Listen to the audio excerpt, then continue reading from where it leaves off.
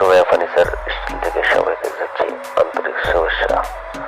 এখানে সরাসরি আপনাদের সোয়া ফার্নিচারের কিছু কারখানার ভিজিট দেখাচ্ছি। এখানে সরাসরি দেখতে পাচ্ছেন ওদের একটা খাট তৈরি হচ্ছে।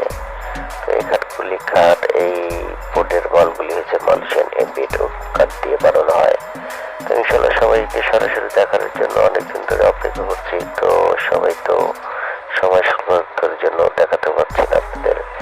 আমরা শোকেস খাট কিভাবে তৈরি করি, এগুলি রং হয়নি এখনো, অনেক রং কমপ্লিট বাকি আছে, অর্ধেক কাজ করেছি। দেখতে পাচ্ছেন এখানে কিছু কাজ করতেছে আমাদের হাতে নিজস্ব কারিগর দিয়ে নকশা করে দেখাচ্ছি। তো এগুলি নকশার উপরে আবার হাতে কাজ করতে হয়, সেটাও দেখলেন। এখানে অনেক কাজ, অনেক মাল আছে, ফিটিং আনফিটিং এ রেখে দিচ্ছি।